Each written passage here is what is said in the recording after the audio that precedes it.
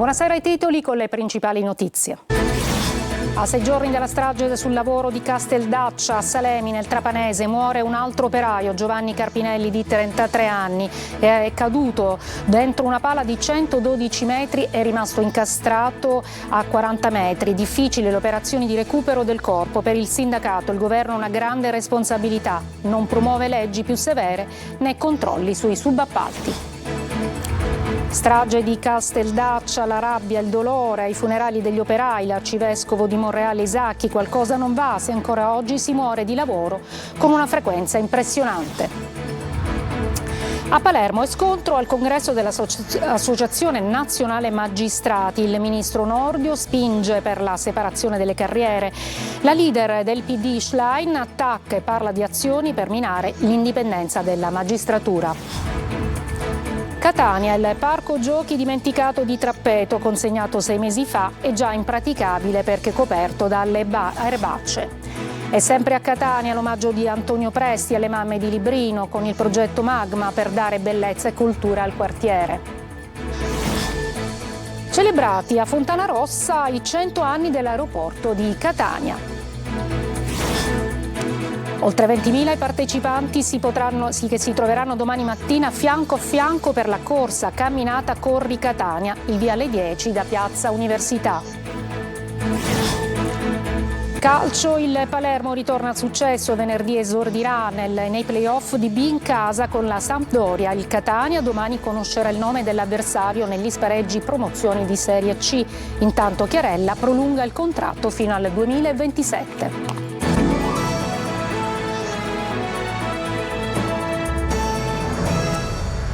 Buonasera, eccoci a 6 giorni dalla strage sul lavoro di Casteldaccia a Salemi. Siamo nel Trapanese, è morto un altro operaio, Giovanni Carpinelli di 33 anni, è caduto, pensate, dentro una pala di 112 metri ed è rimasto incastrato a 40 metri. Difficili infatti le operazioni di recupero del corpo da parte dei vigili del fuoco. Sentiamo Laura Spanò. Ancora una morte sul lavoro in Sicilia. L'ultima vittima si chiamava Giovanni Carpinelli, aveva 33 anni ed era originario di Benevento. Carpinelli è morto questo pomeriggio mentre stava lavorando all'interno di una pala eolica del parco di Contrada San Nicola lungo la provinciale 29 a Salemi. L'uomo è caduto all'interno della struttura, il suo corpo si è fermato a 48 metri da terra, la pala è alta 112 metri. Carpinelli stava effettuando la manutenzione all'interno di una delle pale eoliche, erano passate appena le 15 quando per cause ancora in corso di accertamento è volato giù. Non si capisce al momento come sia potuto accadere l'incidente, l'operaio pare fosse provvisto di imbracature e quindi in sicurezza. Quando è scattato l'allarme purtroppo l'operaio non dava più segni di vita. Sul posto presenti oltre ai vigili del fuoco di Salemi e Trapani anche il gruppo SAF di Trapani che si occupa del recupero del corpo dell'operaio all'interno della pala. Si tratta di luoghi molto angusti e ci vuole molta attenzione. Presente anche personale del 118 e i carabinieri di Salemi che stanno provvedendo ai rilievi. È presente anche il medico legale e il magistrato. La procura di Marsala ha aperto un'indagine, il corpo sarà sottoposto a autopsia. Bisognerà individuare la causa che ha portato all'incidente. Forse un malore, ma potrebbe anche trattarsi di altro. Giovanni Carpinelli è il 6° operaio morto in pochi giorni in Sicilia sul lavoro, una vera e propria mattanza. E dunque su questa ennesima morte sul lavoro il segretario generale della UIL di Trapani dice che il governo ha una grande responsabilità perché dovrebbe promuovere leggi più dure e controllare soprattutto i subappalti. Sentiamo Simona Mazzona. Nel 2023 oltre 1.000 persone hanno perso la vita sul lavoro. Solo nei primi 3 mesi di quest'anno l'INAIL conta circa 200 vittime, senza parlare dell'ultima strage di Casteldaccia in cui 5 uomini sono morti. E adesso l'ultimo, un operaio che stava lavorando in una pala eolica a Salemi, precipitato da decine di metri. Una mattanza che si può e si deve evitare. È l'ennesimo omicidio sul lavoro, perché ormai bisogna definirli così gli infortuni sul lavoro, perché chi esce da casa per lavorare non vi ritorna per lavoro, per morte sul lavoro non è altro che un omicidio. Macaddino punta il dito sui subappalti spesso esercitati senza controlli. Guarda caso sono tutti lavori lavoratori che sono deceduti nell'esercitare un lavoro nell'ambito di un subappalto del subappalto del subappalto. Anche lì registriamo una forte tendenza a utilizzare una legge che sta diventando, come dire, capestro per i lavoratori. Il governo, secondo il sindacalista, ha le maggiori responsabilità. La responsabilità è di un governo che non riesce a mettere in atto e a varare leggi che possano, come dire, che possano costringere i datori di lavoro a rispettare le normative e le leggi. Non numeri ma persone morte nei cantieri, nelle fabbriche, negli impianti, lungo la strada. Occorre potenziare la cultura sul lavoro anche a scuola tra i ragazzi affinché rifiutino di lavorare in nero o in assenza di sicurezza. Anche la FIOM della CGIL con il segretario regionale Francesco Foti reagisce a questa nuova morte. Dice: la vittima lavorava in una ditta di subappalto. Chiediamo alle istituzioni un pacchetto urgente di leggi, dice ancora Foti, che impongano a tutte le imprese il rispetto delle norme di sicurezza e soprattutto la formazione continua per tutti i lavoratori che svolgono attività ad alto rischio. Anche la CISL dice che strage senza fine, e anche c'è l'intervento del segretario regionale del PD Sicilia, Anthony Barbagallo, che ribadisce: ora basta, il governo si attivi subito. Soltanto 5 giorni fa un'altra strage sul lavoro, di quella a Casteldaccia, folla, rabbia e lacrime a Partinico oggi per l'ultimo saluto a Ignazio Giordano, una delle 5 vittime. Celebrati anche oggi i funerali di altri 2 operai morti. Marco Bullà. Non si può ancora morire sul lavoro, un'omelia intensa, forte, dura, un'omelia che condanna le morti bianche, così come le ha definite Monsignor Gualtiero Isacchi, l'arcivescovo di Monreale, che questa mattina ha celebrato la Santa Messa per i funerali di Ignazio Giordano, uno dei 5 operai rimasti uccisi a Casteldaccia mentre lavoravano allo spurgo della rete fognaria. Le lacrime che si intrecciano con il dolore. La chiesa madre di Partinico, paese dove viveva Giordano con la famiglia, è stracolma di parenti, amici, conoscenti e di tutti coloro che, anche se non conoscevano Ignazio, hanno voluto pregare insieme per l'ultimo saluto. Credo che il sentimento condiviso da tutti sia di grande tristezza e sgomento, perché è veramente difficile vivere l'esperienza del lutto, della morte di una persona cara, di una persona conosciuta, ma è ancora più difficile vivere la morte che avviene in questo modo. Oggi anche i funerali di Giuseppe Miraia e poi Epifanio Alsazia, il socio della ditta subappaltatrice Quadrifoglio. Lunedì invece l'ultimo saluto al palermitano Giuseppe La Barbera, la vittima più giovane, e poi Roberto Ranieri. Scoppia la polemica politica al congresso dell'Associazione Nazionale Magistrati a Palermo dopo l'intervento del ministro della Giustizia Nordio. La segretaria del Partito Democratico Scheil dice che è un gesto critica aspramente il governo. Manlio Viola. È scontro politico al congresso dell'ANM, l'Associazione Nazionale Magistrati, in corso a Palermo. È il segretario del PD, Ellis Klein, ad usare parole dure intervenendo all'Assise. La Klein si è detta fermamente contraria alla separazione delle carriere dei magistrati, parlando di atteggiamento aggressivo da parte del governo verso la magistratura. Una posizione che arriva dopo che in mattinata il ministro Carlo Nordio aveva detto chiaramente che la riforma si farà, ma non inciderà sull'indipendenza della magistratura, che è un valore imprescindibile. Nordio aveva anche aperto ai magistrati, promettendo la copertura dei vuoti in organico entro il 2026 attraverso concorsi veloci che partano dall'accelerazione di quelli già in corso.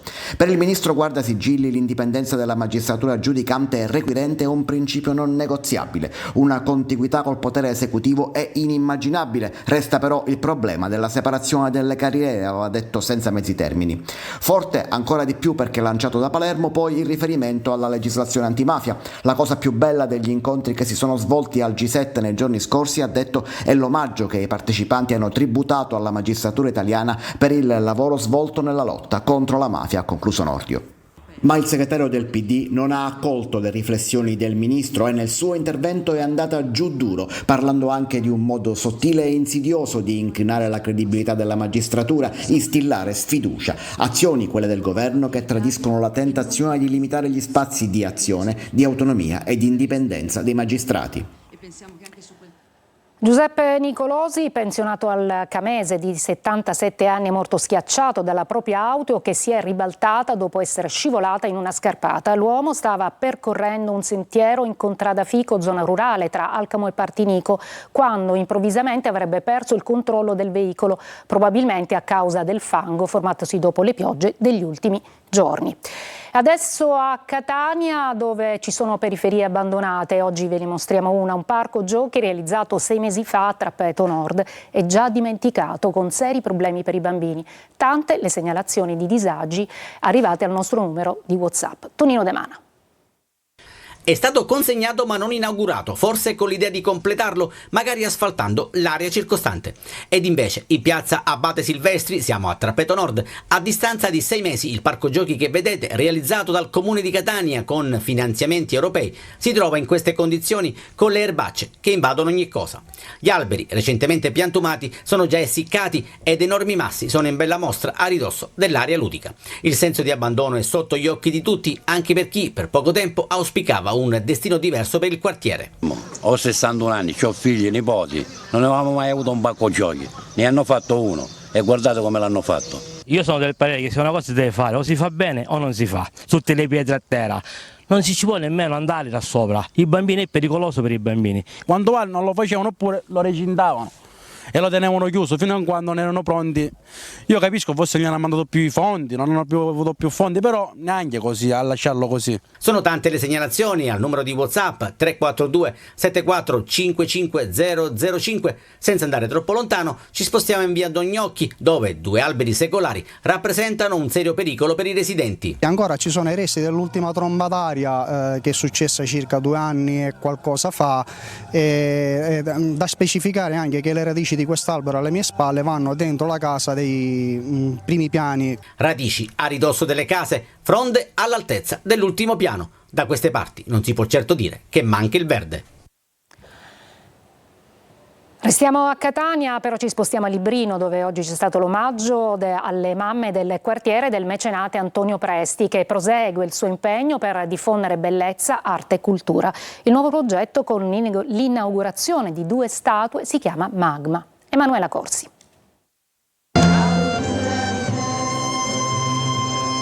Il volto di una sognatrice con gli occhi chiusi e il bacio tra un uomo e una donna. Librino si accende con le sculture di luce e ombre dell'artista Fabrizio Corneli, installate su 2 palazzi di Viale Bummacaro e Viale Castagnola. È l'iniziativa che fa parte del progetto Magma del mecenate Antonio Presti, presidente della Fondazione Fiumara d'Arte, che in occasione della festa della mamma ha voluto omaggiare quelle di Librino. La nascita di queste 2 opere stasera, La sognatrice e La mare, sono sicuramente per quelle mamme quel valore di essere ancora oggi testimonianza di un valore di differenza e di sacralità. Le opere d'arte dal titolo Sognatrice e Amare sono 2 sculture dell'artista fiorentino Fabrizio Corneli, che sin dagli esordi ha utilizzato la luce e l'ombra. Le 2 immagini sono ai 2 lati della strada, prendono vita però soltanto la notte. In qualche modo durante il giorno sono misteriose, rimangono aleatorie e la notte invece con queste ombre diventano 2 vere e proprie immagini. Un bacio al Librino e l'invito che il maestro Presti e l'artista Corneli rivolgono a tutti gli innamorati affinché possano scambiarsi un bacio ai piedi dell'opera Mare e pubblicare poi una foto sui social. Librino in questo momento siamo contenti perché è diventato un museo a cielo aperto e quindi si parlerà di Librino in modo diverso.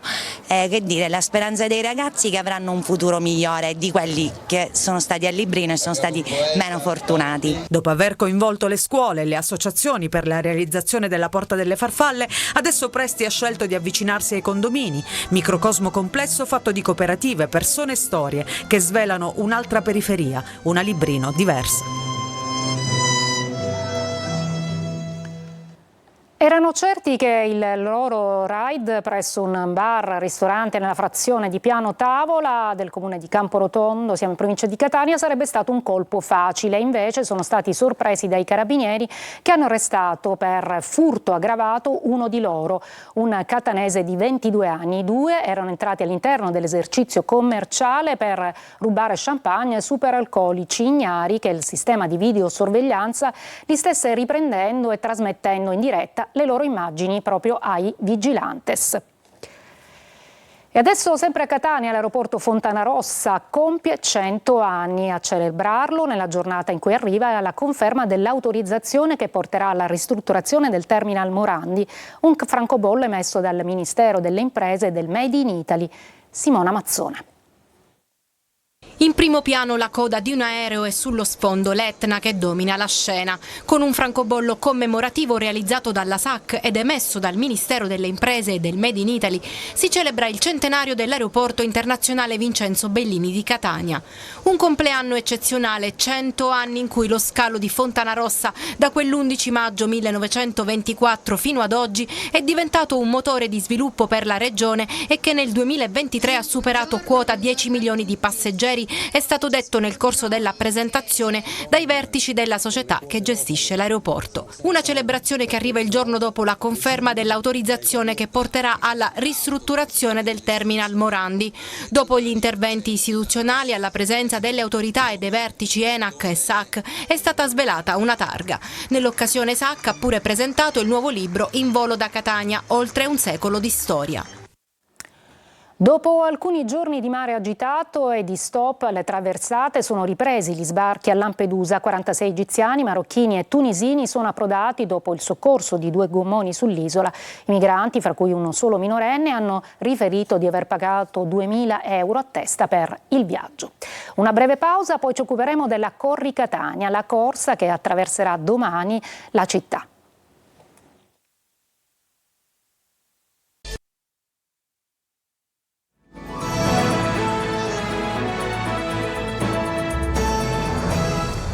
Corri Catania, sale l'attesa per la corsa camminata con partenza domani alle 10 da Piazza Università. Viviamo insieme la vigilia nel servizio di Tonino De Mana.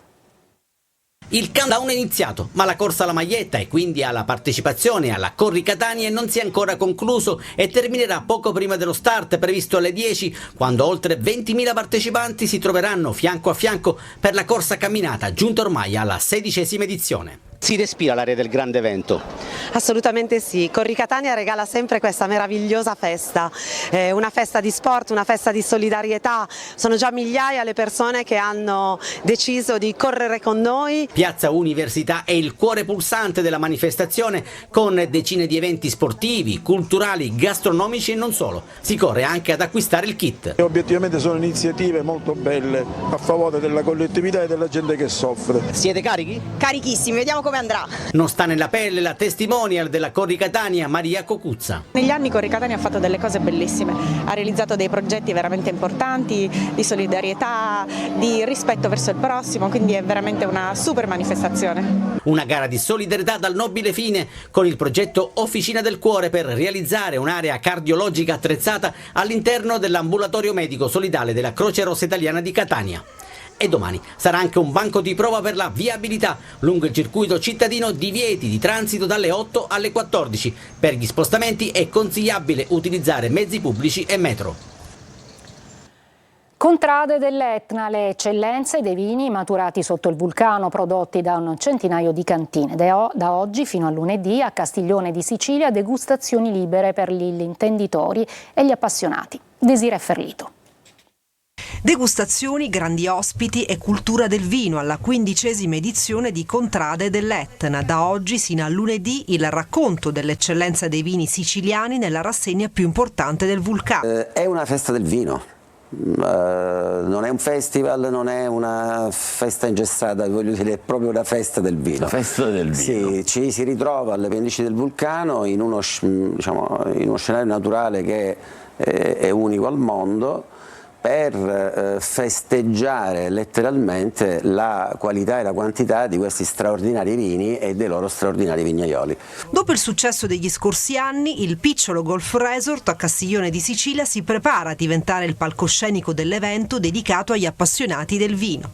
Un viaggio nella storia e nella tradizione dell'isola, dove sorge da sempre un tesoro enologico che incanta i palati di tutto il mondo. Il tema della prima masterclass è l'Etna, un vulcano, 1000 vini, perché è proprio il particolarissimo terroir dell'Etna che crea delle diversità così marcate addirittura da creare situazioni in cui due vigne a distanza di 100 metri l'una dall'altra sulla stessa bacca producono vini completamente diversi. Contrade dell'Etna ha saputo evolversi nel tempo, mantenendo sempre vivo il suo spirito originario di convivialità e confronto tra i produttori locali, diventando un punto di riferimento per gli appassionati e gli operatori del settore, attirando un pubblico sempre più ampio e internazionale. Tra i prestigiosi ospiti spicca un'icona del settore a livello internazionale, Steve Kim, americana di origini coreana e tra i founder dell'Accademia Vinitaly International. I biglietti disponibili su una piattaforma online o acquistabili sul posto. Una breve pausa, poi il calcio con Palermo e Catania.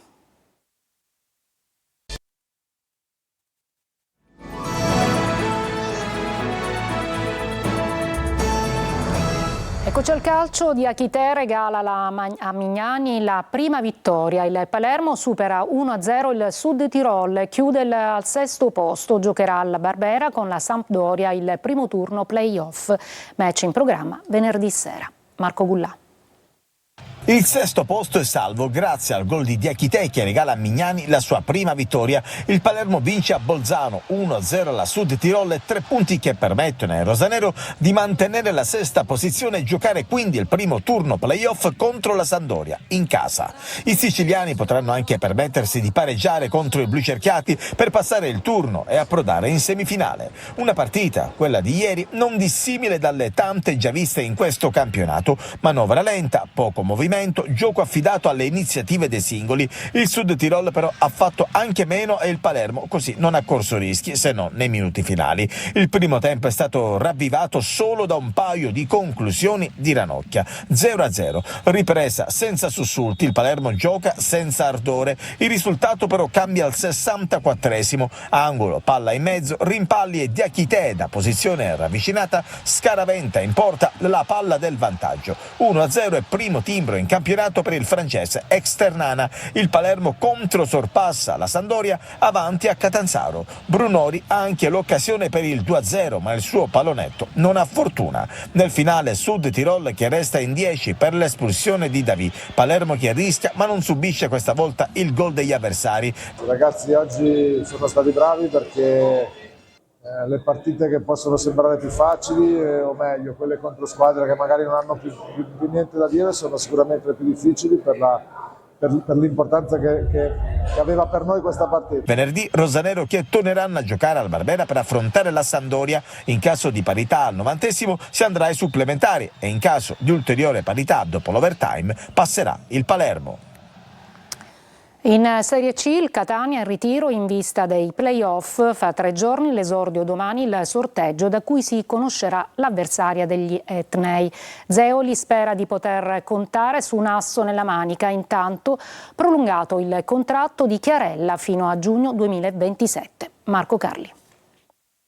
Quando si fanno queste competizioni l'augurio che si fa a ogni allenatore è quello di trovare l'uomo playoff, no? Anche nelle competizioni internazionali, pensiamo, che ne so, faccio un esempio a Schillaci della situazione, dunque uno se lo augura. Totò Schillaci, bomber d'Italia 90, storia di 34 anni fa a Marcinota. L'attaccante palermitano era arrivato alla manifestazione più importante del mondo dopo un solo anno di A, alla Juve, con gente tipo Vialli davanti a lui nelle preferenze, e invece ha sbaragliato il campo vincendo la classifica dei cannonieri e segnando in tutti i modi, di testa, di piede, di fino e di potenza. Poi un lento declino, ma la favola resta. Una favola appunto che il Catania spera di vivere nei prossimi play-off. La stagione regolare presa nella sua interezza dice il contrario, ma la vittoria in Coppa Italia, il blasone, la carica del Massimino autorizzano a sperare. Chi può essere allora lo Schillaci di Zeoli? In attacco Cianci ad esempio ha fatto benissimo nelle ultime partite. Di Carmine invece ha avuto più difficoltà, ma potrebbe essere lui a sostenere il Catania negli spareggi. Vedremo. Intanto gli etnei vogliono sfruttare al massimo anche il mini ritiro di Fiuggi. Credo che sia una scelta giusta in questo momento, anche perché rimanendo a Catania poi partire lunedì mattina non sappiamo dove, invece lì stiamo insieme, guardiamo gli avversari insieme. Intanto è arrivata la notizia del prolungamento contrattuale fino al 2027 per Marco Chiarella, con un Catania che continua a blindare i giocatori di maggiore prospettiva. In ritiro gli etnei conosceranno il nome del loro avversario nel primo turno della fase nazionale dei playoff. Il sorteggio di domenica indicherà la strada e poi si comincia da martedì, si fa sul serio. È tutto per questa edizione del nostro telegiornale, grazie per l'ascolto e buon fine settimana.